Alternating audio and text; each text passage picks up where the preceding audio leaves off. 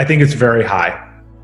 In some ways, I haven't done like math on that lately. So for disclosure, and we've talked about this before, that we have material stake in Ether as well. Yeah. Like you mentioned earlier, the media loves Bitcoin because it's easier for consumers or readers to understand that, and they harp on that, and that makes sense. But what's less talked about and less known is that we are huge fans of Ether, or Ethereans, if you will, in the slang. So look, I think Ether has tremendous capabilities because Bitcoin's digital gold, right? It's sort of moving value from A to B, and there doesn't seem to be a huge appetite in the community to experiment or sort of screw it up, right? It's like, we've got a good thing going. Let's not run too fast. Let's not be too exotic.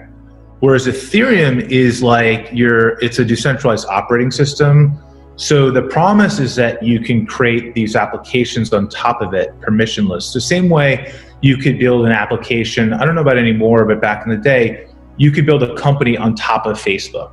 So companies like Zynga, which actually IPO'd and was worth, I think, at least $1 billion, was a company built on top of Facebook. So most companies today are built on top of a cloud computing service like Amazon. So you rent space from Jeff Bezos and Amazon. Ethereum is a decentralized Amazon where you can build your applications there, and you run the computing power by owning Ether. Instead of running your credit card through Amazon Cloud, AWS Web Services, you just pay the network in Ether. So I think it's just more time and education and more data points. But how I get to 500,000, it's very simple math.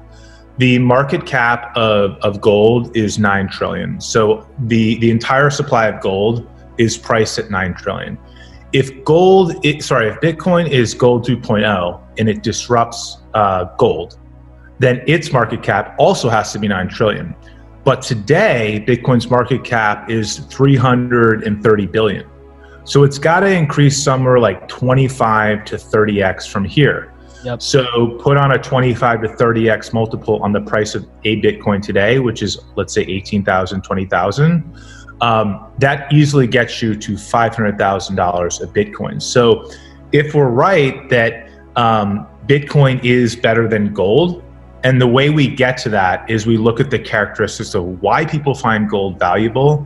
It's scarce, it's portable, it's divisible. Bitcoin's better than scarce, it's fixed. You can send it like email. You can divide a Bitcoin into 100 million pieces. So across the board, all of the reasons why humanity has found gold valuable for the last multi-millennia, Bitcoin beats it. So it should be worth as much or more than gold.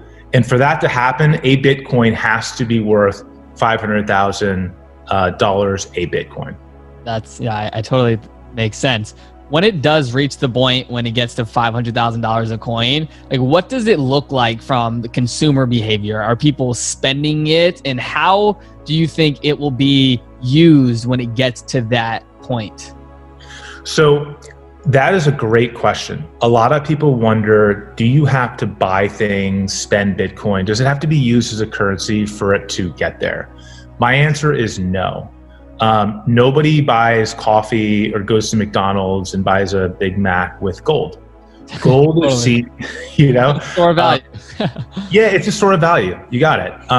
But one day, a long time ago, before the invention of fiat currency, gold was brought to the market, and it was a commodity money, but we recognize it's a better store of value. So if Bitcoin just becomes a mature, better store of value, I think we see 500,000 a Bitcoin.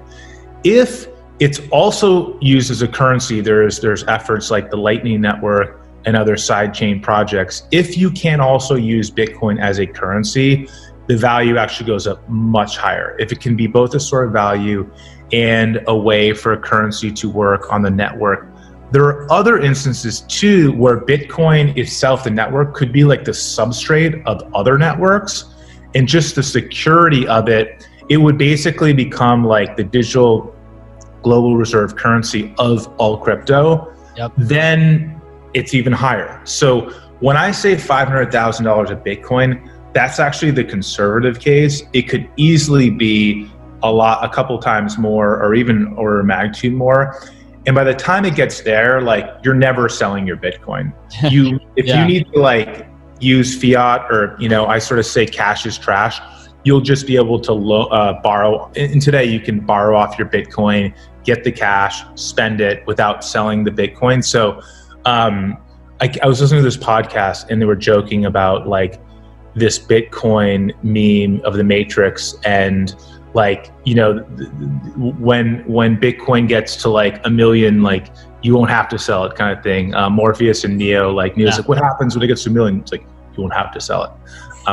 So anyway, I think we've been hodlers, that's the term for holding, since 2012.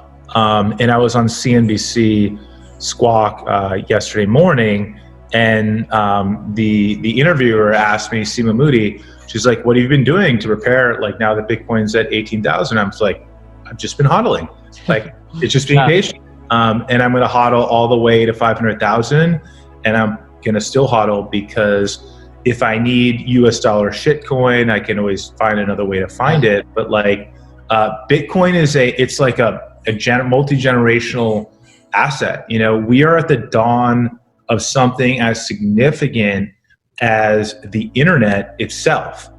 The problem with the internet is that you couldn't buy a piece of it. You could buy like a domain name, you could sort of squat, you could get like, I don't know, cool.com or podcast.com, even though podcasts weren't a thing back then, but if you knew that they were. Funny you say that. I was literally looking up podcast.com yesterday, and it was going for like $1 million. So funny you bring that up. Right. But that's like owning a piece of the internet, but it was kind of hard. You had to invest on the application layer, the companies on top of it. But wouldn't it have been nice to just buy a coin that represented the internet? Totally. Well, fast forward to 2010, the invention of Bitcoin, you can literally buy a coin, a Bitcoin or a fraction of one, that indexes or canvases the entire Bitcoin ecosystem without having to pick what company is going to work, whether it's going to be Gemini or Coinbase, or, you know, it's sort of like owning a piece of the racetrack without having to bet on which horse is going to win. As long as the races are running, you make some money. And so Ether is the same thing for indexing a piece of the Ethereum network, which is a digital or decentralized global computer. A lot of people equate Ether to digital oil. So if you want to get into the crypto game, my suggestion is own some Bitcoin, digital gold, and own some Ether, digital oil. And with those, you have most of your bases covered.